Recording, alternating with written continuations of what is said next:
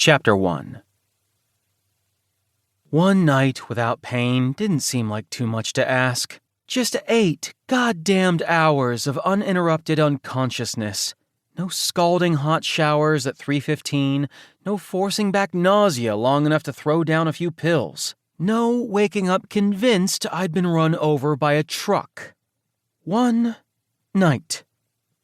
Either it really was too much to ask, or I was asking the wrong deity, because I was awake again. And tonight, the pain was excruciating. A white-hot blade extending from my left collarbone to the back of my shoulder had jarred me out of a semi-sound sleep. It didn't matter how many times this happened, it always startled me, and it always made my eyes water. Butting back curses, I carefully freed myself from Kevin's arms and gingerly sat up. Once I was upright, I took a few slow, deep breaths until the pain subsided enough for me to focus my eyes. The alarm clock said a little past 5, which meant I'd been asleep for less than an hour. Now that was just cruel, damn it.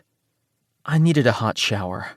I got up, moving carefully and quietly so I wouldn't wake up whatever his name was. In the shower, I closed my eyes and breathed while the water, turned as hot as I could stand, beat on my shoulder. My doctor insisted on ice instead of heat, but fuck that. Ice made the spasms worse. After 10 solid minutes under the hot water, the pain receded a little. I tried to find comfort in that minor relief, but I knew better. As soon as I was out of the shower, the pain would come right back, sinking unseen teeth into my left shoulder. Slowly releasing my breath, I focused on my game plan. Once the water stopped, I'd have less than 5 minutes to get downstairs, eat something, and take a painkiller. Any longer than that, and the spasms would have a chance to move back in before I could head them off at the pass. As long as I could do it in that time, I stood a small chance of getting some sleep. In theory, anyway. Toweling off was never a pleasant procedure with a fucked up shoulder. I dried myself enough to keep from dripping all over the hardwood floors. Slipping and busting my ass wouldn't help matters. I just hoped to God I could get to the painkillers before the spasms came back, especially since it sometimes hurt bad enough to nauseate me. That complicated the whole eat a few bites and take a pill part of the equation. I wrapped the towel around my waist and headed downstairs. In the kitchen, I flicked on the light above the stove. I wasn't big on convenience food, but I kept things like bagels around specifically for when I needed to take a pain pill. Something quick that wouldn't aggravate the nausea that showed up on the worst nights. Nights like this. I'd have kept it all upstairs, along with the painkillers, but I'd convinced myself that if I had to wake up completely and come all the way down to the kitchen instead of popping a pill while I was half asleep, then I'd only take them when I absolutely needed to. In theory. I settled on half a bagel, and while I slowly, carefully ate that, I stared down the bottle of pills the same way I did every time this happened.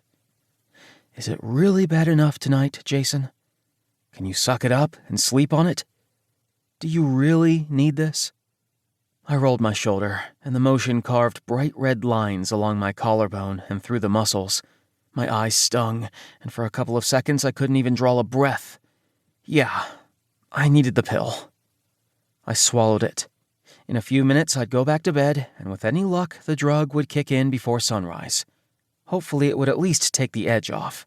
I'd been using this shit so long I was building up a tolerance, and it helped less and less every time.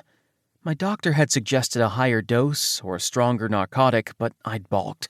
I was dependent enough already.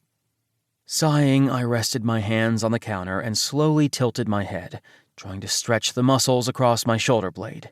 Not that it ever helped, but that didn't stop me from trying. Something had to change besides my painkiller dosage. I had a business to run, a life to live. Lack of sleep and an abundance of pain interfered with every goddamned thing, from driving my car to enjoying my sad excuse for a sex life. Pursing my lips, I glanced at the stairs leading up to my bedroom where Kevin— no, I was pretty sure his name was Kyle— was still asleep. To keep listening to this audiobook, I've left you a link in the description so you can do it, at no cost thanks to Audible's 30-day free trial.